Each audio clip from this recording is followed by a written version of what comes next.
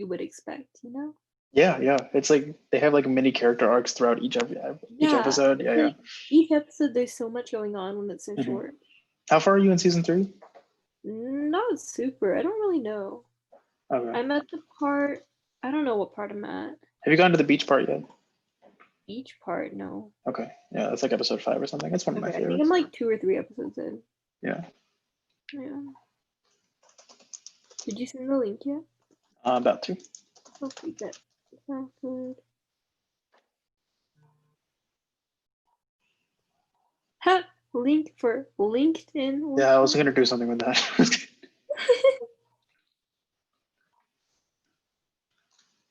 It's a good read.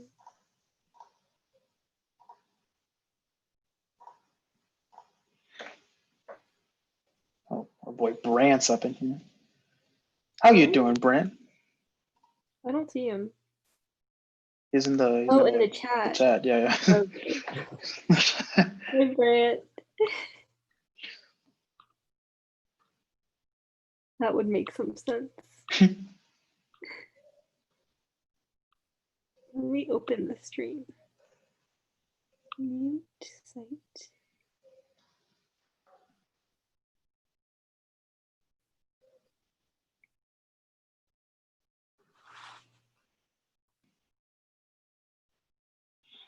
Probably wait like 2 minutes and then get started. Okay, sounds good.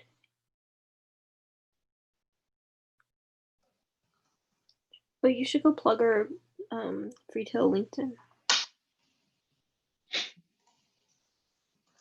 Because that exists. You should plug it. It doesn't exist for our benefit. What? Doesn't it exist for our benefit? What do you mean?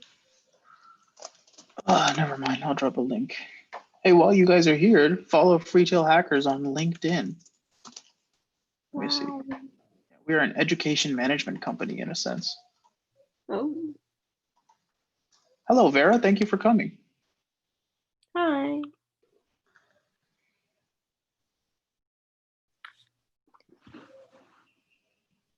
I'm doing all right.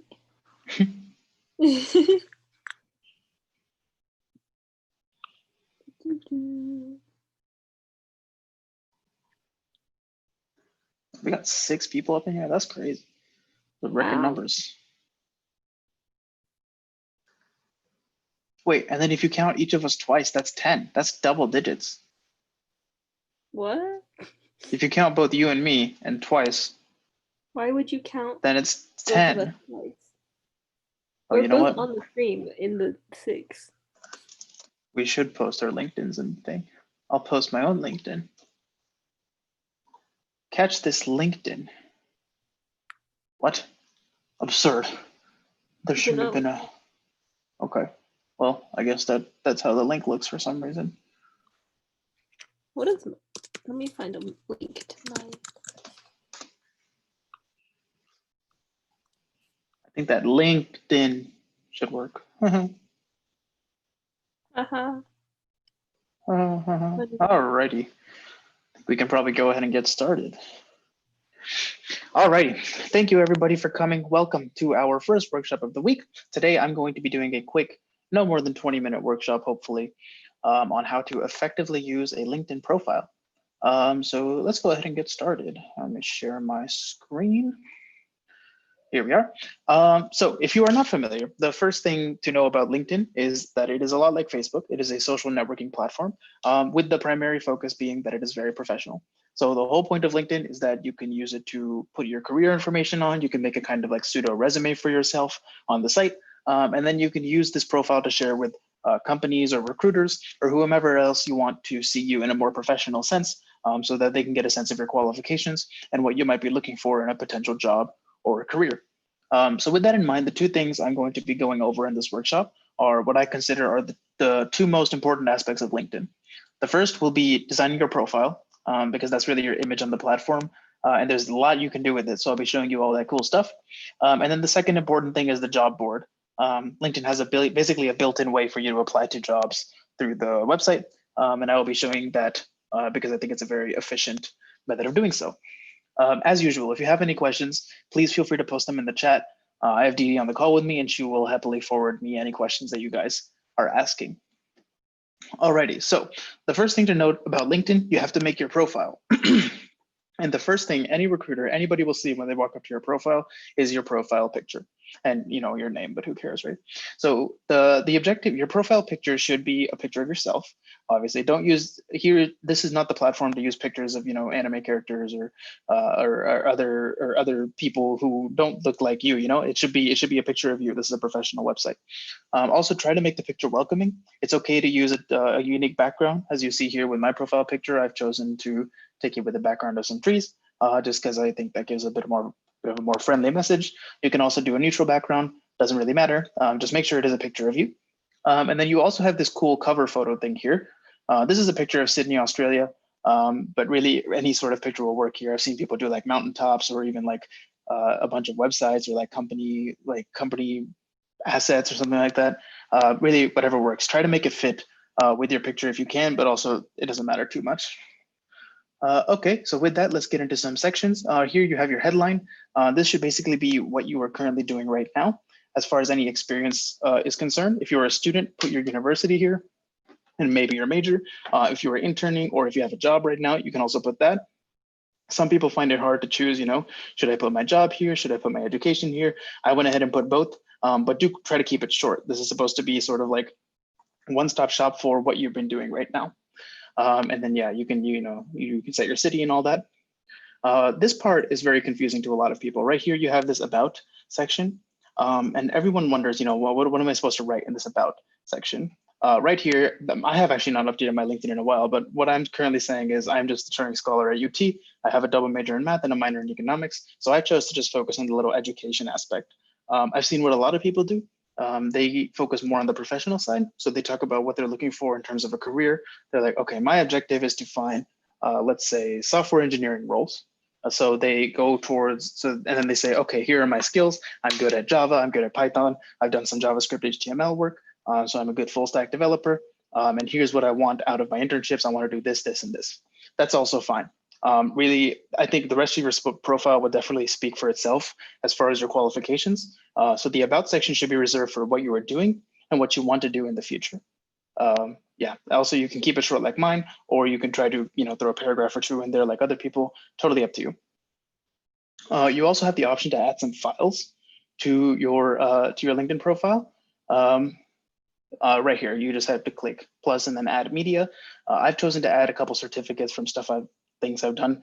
A lot of people I've seen don't even have these. I just think it makes my profile look a little more, picturesque. But yeah, if you get certifications or badges or something like that, this would be a good place to put them just so that somebody can look at your profile and see, oh man, so this is what this guy has done as far as certifications are concerned. This is your dashboard, which is only, as it says here, it's only visible to you, but you can see how many people have viewed your profile, your posts, and everything like that. So you can see, maybe I don't have enough post views, so I want to drive that number up. You can think about how you might want to do that. Here is your activity. So activity basically means your history of what you've been doing on LinkedIn. As you can see, I've commented a couple of times, I've shared a few posts. It even shows you how many reactions you have on your posts. So I think this is one of the more important sections. If you plan on using LinkedIn in a bigger capacity, it's helpful to show that you've been active on the website recently, and you're not really just on the website just to like put your resume up. You're actually interacting with other people, you're congratulating other people. Congratulating is huge on LinkedIn. And you're even sharing things, you're putting stuff out there into the world. And then so any recruiter will be able to go walk up to your activity and just see everything you've been liking, commenting, posting in the past, which is very helpful because it shows them what you're interested in, what you respond to, and then consequently, whether or not you can do something for them. Moving on, experience. This is where we start getting into the more resume-based stuff. Experience is definitely the most important thing. Experience here refers to work experience. So put any sort of role you have had in any sort of working capacity, be it paid or unpaid, anything should go under this section. Now, the only reason you should put experience on your experience profile that is not relevant to the job you're looking for is if you just don't have a lot of experience in the field that you're looking for. For example, if you're a freshman in college right now, and you just had like maybe one software engineering job or maybe one like on-campus job, for computer science, yeah, go ahead and put that. But you can also maybe put your high school job as maybe a waiter or a tutor or whatever you did in high school. That's okay. However, if you're like a junior in college and you've had like 3 internships or something, then those 3 internships should definitely be like the primary focus of your experience section, rather than any sort of part-time job you might have done on the way. I myself have chosen to put experience from my internships as well as my clubs, and then the part-time job I currently do at school, because I think it's relevant. So I have a couple internships. Here is my role as corporate director for Freetail Hackers. Since Freetail Hackers is a CS org and I'm looking for computer science opportunities, I chose to put this role on here. And the other reason I chose to put it is because my job is to get companies to come to our events. So if a company recruiter sees this on my profile, they might consider reaching out to me and saying, hey, we would like to sponsor your event or whatever. Yeah, this is a part-time job I do at UT. I am a technical interview coach, which is in the role of computer science, and that's why I've kept it in my experience. So yeah, any sort of current experiences, highly recommend keeping it in here. If you have any questions as to whether or not you want something to be in your experience profile, feel free to ask me. I'll be happy to give you some more pointers on that. Moving on, education, pretty standard. Just put your university, put your majors. Once you get to second year of university, there's no need to have your high school on here. Nobody really cares. You can put activities and stuff too. That's fine. Really, they're looking for your school here as well as when you graduate. And one thing on LinkedIn, guys, it's a lot like resumes in that people do lie a lot. They kind of inflate their profile. Please do not lie on LinkedIn. Recruiters will eventually find out whether you are lying about your qualifications or you're lying about your graduation date, and they will absolutely not be pleased. So make sure you're truthful, but at the same time, don't go out of your way to correct a wrong assumption if it plays to your advantage. Moving on, certifications. Again, don't lie. Don't put any certifications on here that you haven't done. But if you have done any certifications, usually they'll come with some sort of verification or credential ID that allows you to just click a link and then see whether or not they got that certification or something like that. So yeah, especially Coursera. Coursera is really good about this.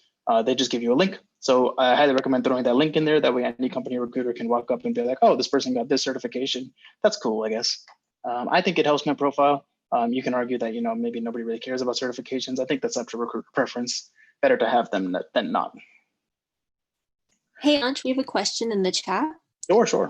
They want to know how to put involvement in hackathons like this into LinkedIn and whether or not they should. Yeah. But yeah, if you're participating in an attendee, then chances are you're making a project or something. You absolutely should put that.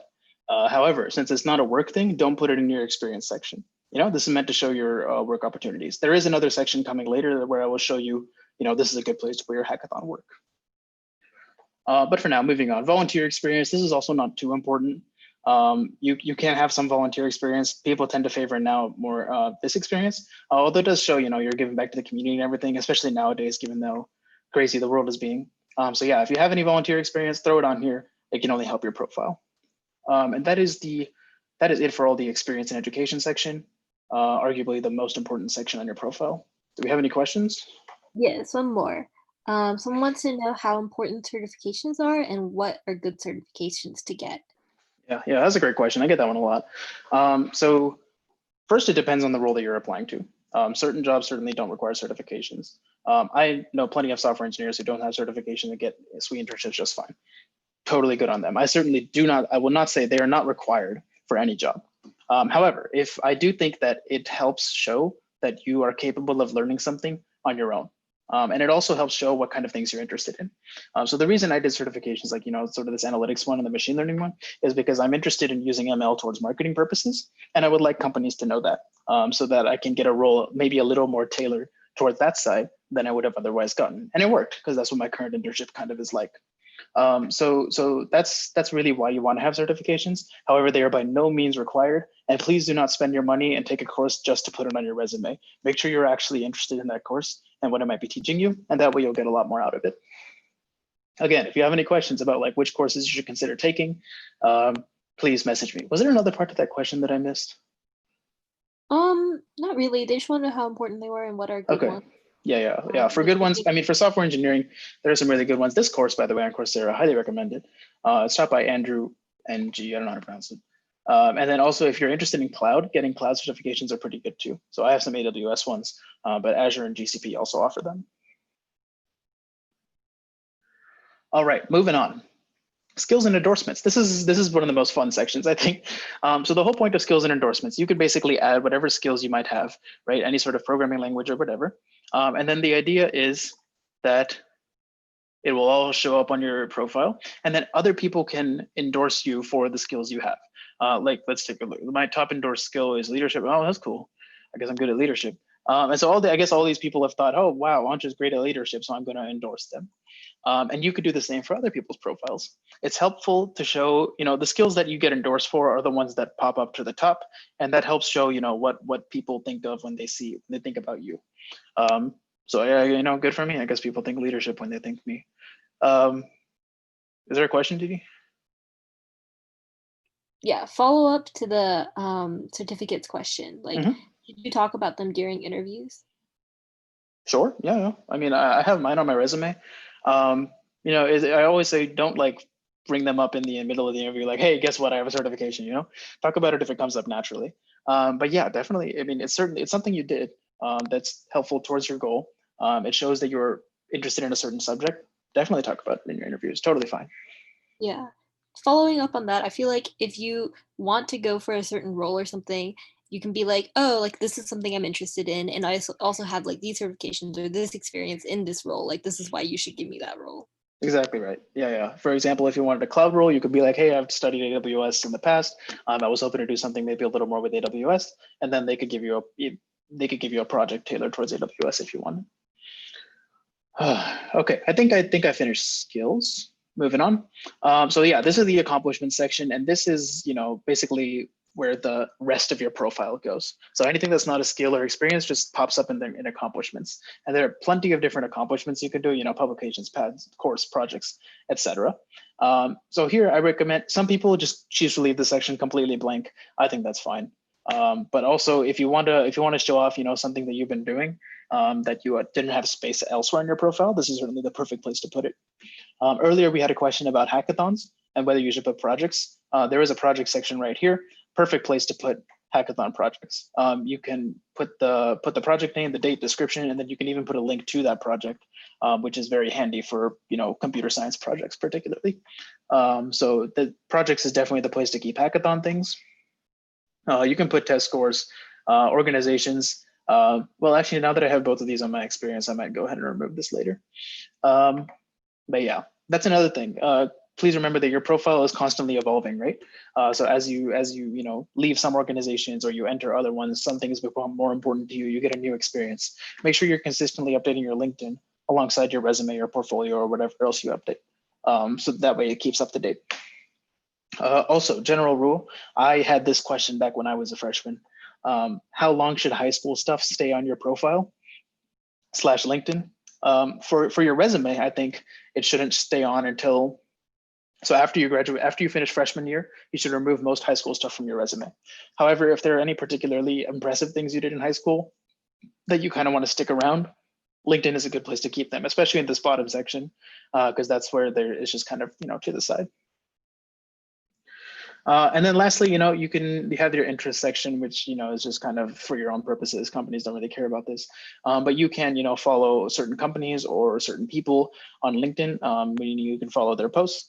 And then it also, gives a bit of a view about, what you're interested in the current world. I think that is everything as far as the profile is concerned. Does anyone have any questions about the profile or any of the sections that I have talked about so far?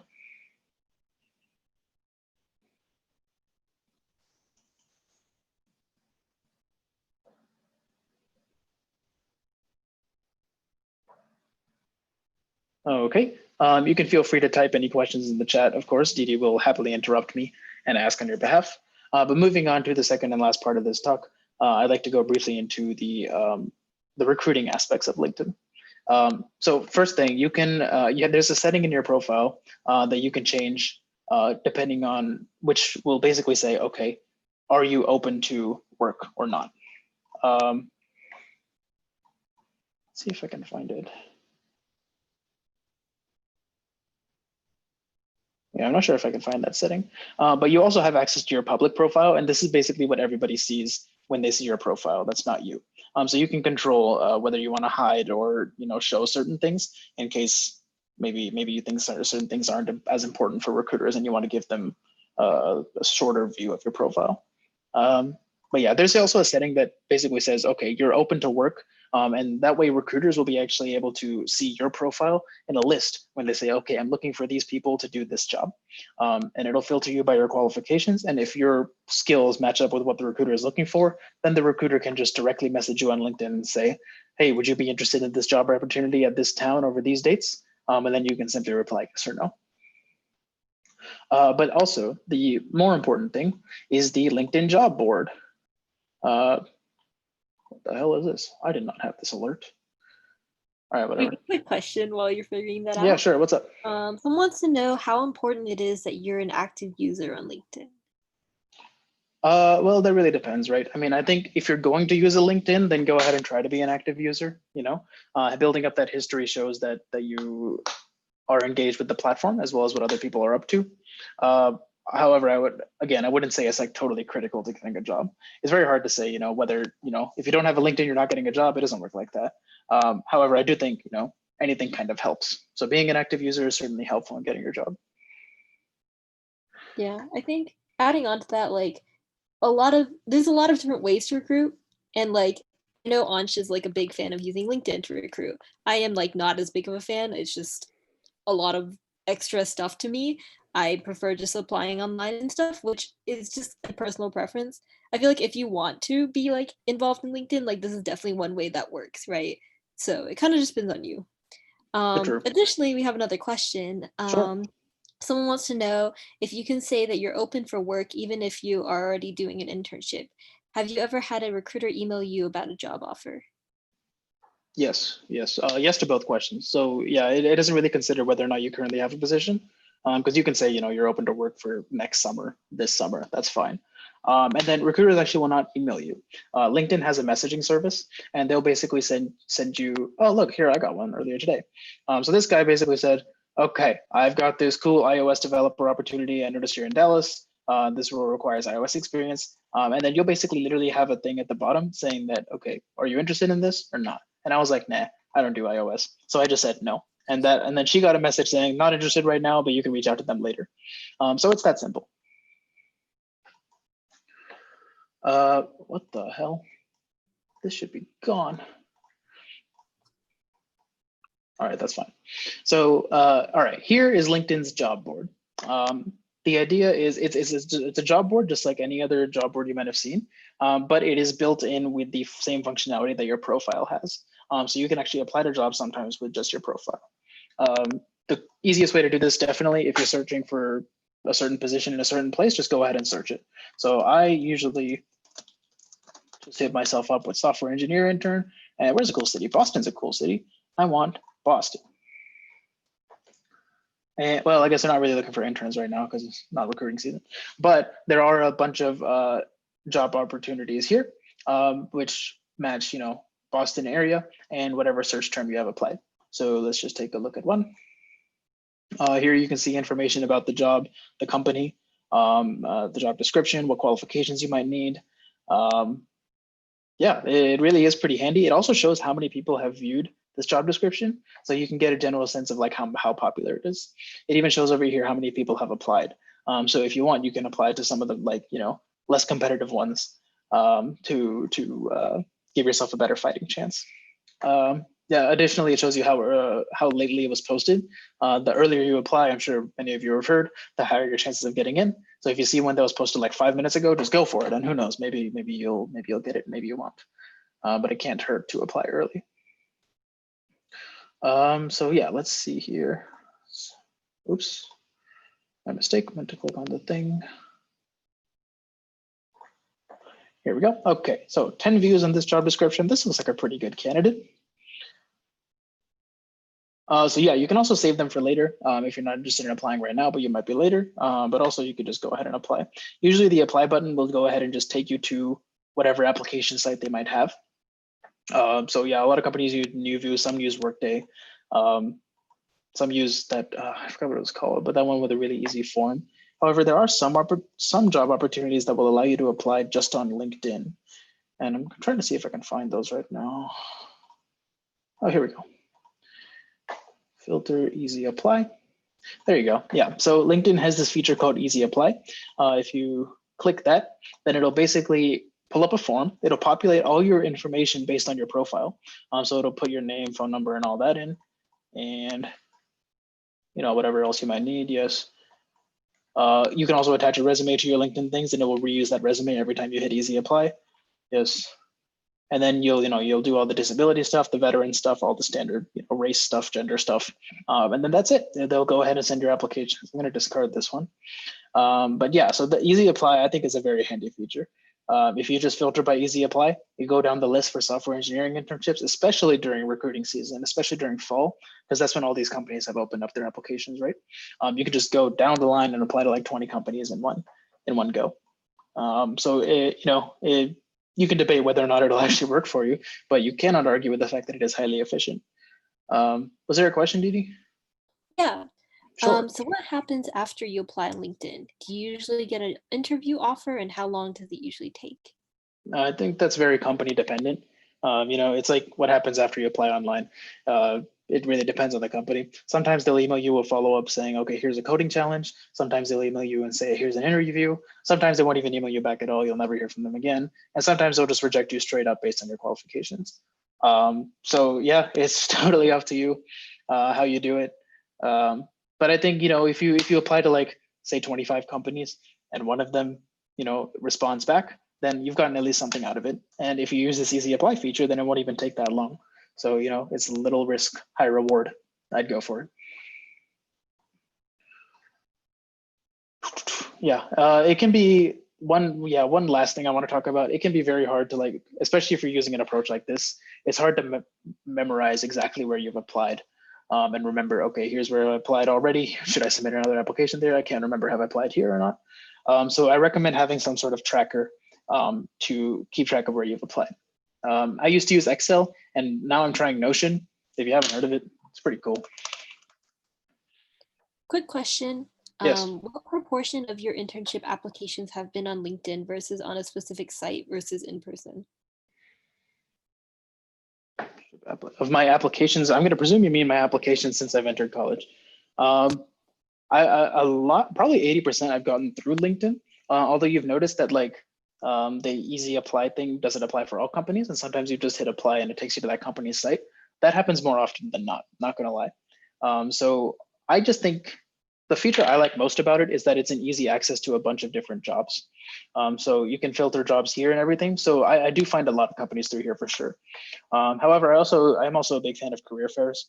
So a good amount of my applications have been in person. Some of them even at hackathons since I've gotten involved with the hackathon space.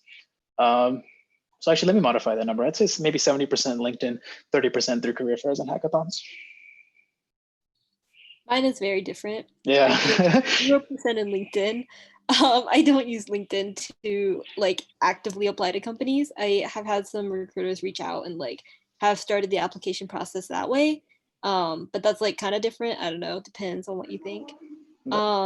On their specific website, I think that's the most common for me. I kind of just look up companies and look up their jobs. Or there's random spreadsheets of a bunch of companies that are hiring that sometimes I'll see and be okay, click. And then in person, I don't know. Not a huge fan of career fair. It's hit or miss. It kind of depends on what you want to do. I feel a lot of times at career fair, the recruiters just tell you to apply online, but also there's benefits of it. It just kind of depends. So I think most of mine have been on a specific website. Yeah, it certainly depends, dude. That is absolutely right. In fact, I went to one career fair last year. I was a freshman, well, I guess 2 years ago. I went to one career fair, and I only got the only two offers I got that year. They were both from a single career fair. So that career fair was very successful, right? But every offer I've gotten since then, I've gotten through applying online, plus one with a hackathon. So it really depends. It's different for everybody. I can't tell you that if you apply on LinkedIn, you're guaranteed to get a job versus if you don't. But I do think that it's helpful in doing this sort of, especially if you're a freshman, by the way, doing this sort of, what do you call it? That approach where you just shoot for a bunch of companies. Shotgun. Yeah, shotgun. That's what you call it. It's helpful to do a bit of a shotgun approach, especially if you don't have as much experience, because then it's more likely that at least one company will give you a chance.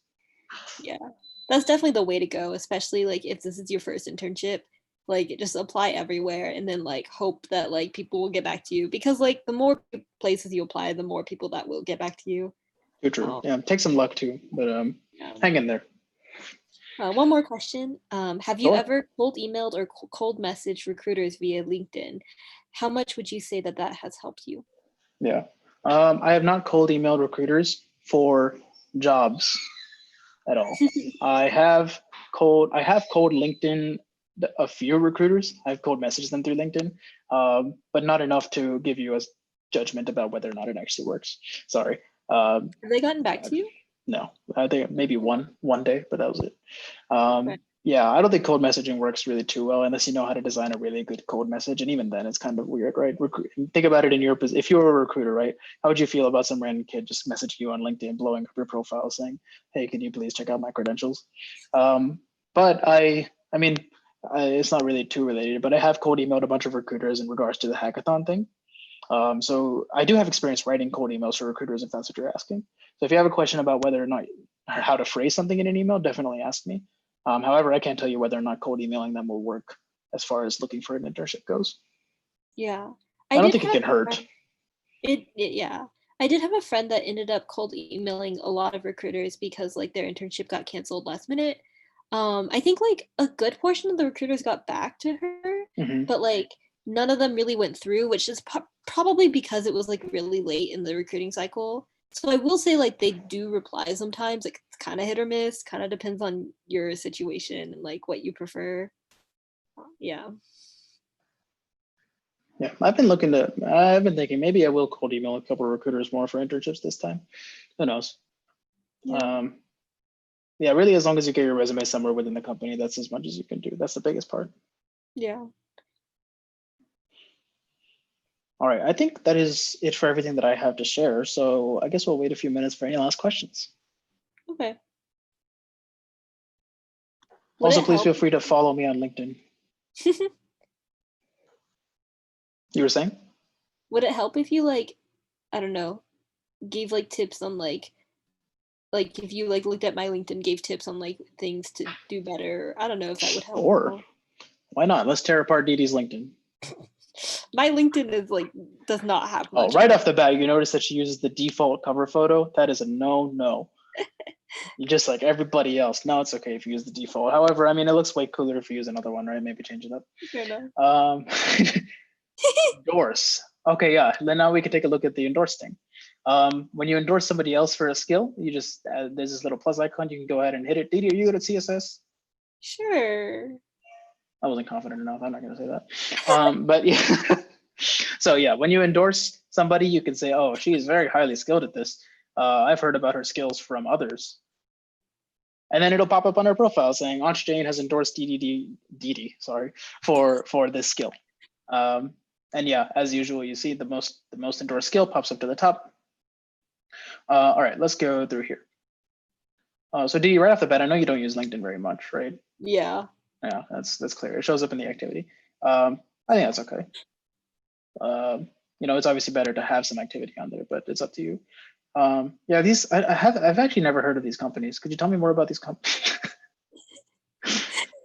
All right, glowing experience, education section, just fine. Skills and endorsements, yep, just fine. It's good to separate your skills and endorsements into different sections. Stuff like tools and technologies here, other skills here, and then maybe some more personal skills at the top if you want to add those. Up to you.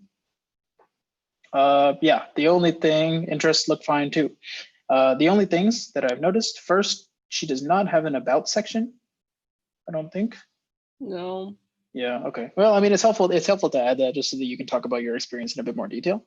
And then the other thing is that she has chosen not to put any of the additional sections on here, stuff like projects or certifications or whatever else, which is fine. That's also okay. As I mentioned before, having having the additional section is really just to augment your profile if you want to. But again, the most important sections are definitely your experience and your education, which I think speak for themselves over here. Yeah. So one question is, how much does GPA matter when it comes to tech roles, especially in SWE or web development? Yeah, good question. I've actually heard a lot of varying opinions about this. I am Really? of the opinion that it does not matter at all. That I is the choose to opinion keep that my, I've heard. yeah, I don't keep my GPA on my profile. I really don't think any companies care. And also it's hardly fair if you're taking harder classes and then your GPA is slightly lowered because they were, harder classes. All of a sudden you look you look worse than a student who has taken easier classes and just coasted right through college, right? And I think recruiters understand that as well. So I don't think GPA really matters. You can optionally include it on your resume. Don't put it on your LinkedIn. Nobody puts their GPA on LinkedIn. That's just weird. Yeah. But yeah, whether or not you want to keep it on your resume, I think totally up to you. If you have a glowing GPA, throw it on there. And if you're a little ashamed of it, forget it. Yeah.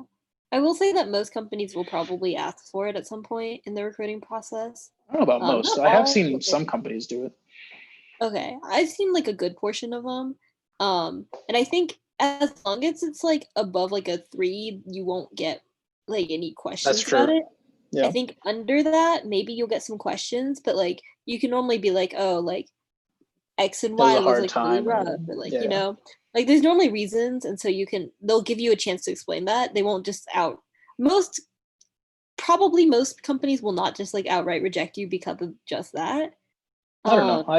Um, I'd like to disagree with you there, actually. I feel like okay, the only reason a company would use your GPA is to outright reject you because it's too okay, low. Especially maybe, some larger companies. And I'm not going to say like, Google or Facebook does this because I have no idea.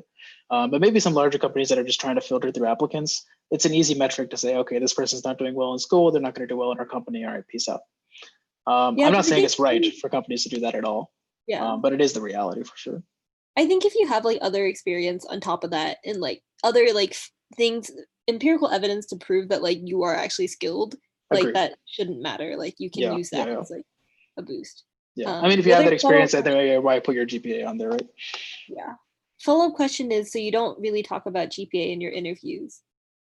I don't. Yeah. Yeah. You can if you want, I guess. And if they ask, certainly don't lie about it.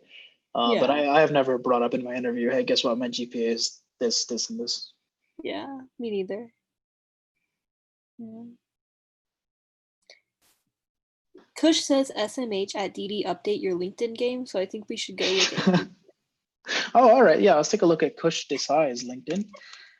And if anyone All wants right, right off the like bat, you us notice that to he look uses at the their default. LinkedIn's like this or something later, Yeah, like yeah. I'd be not happy to that, criticize your LinkedIn live on yeah. air.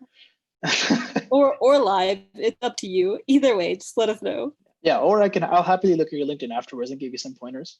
Feel Yeah. free to message me on Slack. But right off the bat here, you notice that he uses the default background, which I've already talked about. Kush's top skills. See, another bad thing about LinkedIn, if you don't have any top skills, it doesn't really help. All Wait, look at that about. Go back right, up. let's see. ECE at UT. See, straight and to the point. I would argue this is a little bit too short. It's helpful to have sentences and punctuation. And actually, this seems like something that might be much better to go right here. And then Yeah, I maybe you could agree. consider switching these. Activities, okay. I think these are probably my posts.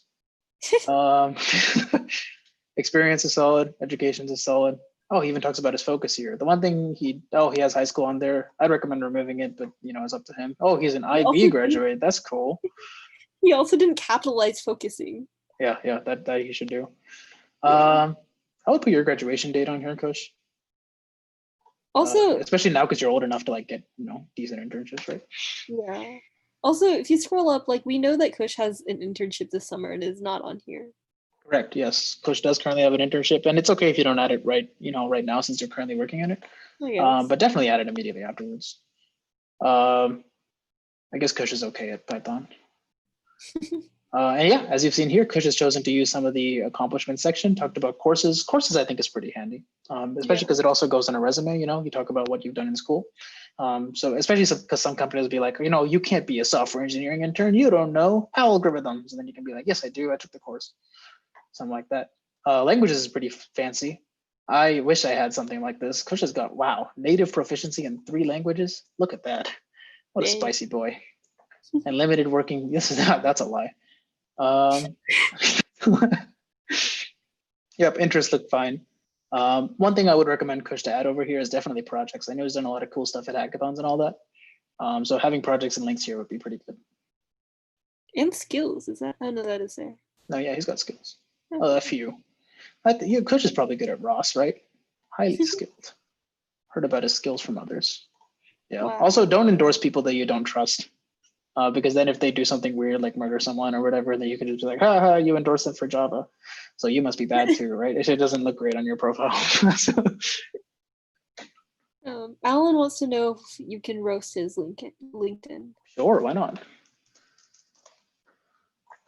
Alrighty, so we know Alan is a recent grad. Oh, I love this cover photo. God damn, that's a nice one. Yep, he's got the headline right here, good amount of connections. Let's see here. Studied at UT, personal website and GitHub. Oh, that's a great idea. Putting links to your portfolio and GitHub and your LinkedIn right here. Good option. Featured where I chose to add like certification images. Alan went ahead and added his resume. I think that's great. The only problem with doing something like that is that if they open your resume and see your email, then that means your email is publicly available on LinkedIn and anyone who finds you can email you. Well, which is good if that's what you want. But if you don't want that to be the case, especially as you work your way up in the professional industry, you should remove your resume from LinkedIn for sure. Activity looks great. Experience, solid. Relevant stuff, relatively recent as well. Yep, education right here. He had his grad, his major, licenses and certifications, solid. Skills and endorsements. Recommendations. Oh, this is something very cool. I actually do not have any of these as well. So recommendations are basically like extended endorsements. Other people on LinkedIn can write a recommendation for you saying, okay, this is what they did for me. They were maybe an intern at my company, or I managed them for a year or something. And they can speak to your work ethic. And they're basically like references on a resume, except on LinkedIn. So if you can get these, congratulations. These look fantastic. Especially the better the profiles of the people who recommended you. Yeah, and then he's chosen to put projects, which I think is a great section to add on here. Yeah, one thing I would maybe add is courses if you want to, although I know Alan has just recently graduated and found a job, so maybe he doesn't even need that anymore. Overall, very solid work, Alan. This is a good profile. Is there anyone else who needs their profile roasted? Questions or want us to look over your profile? Speak now.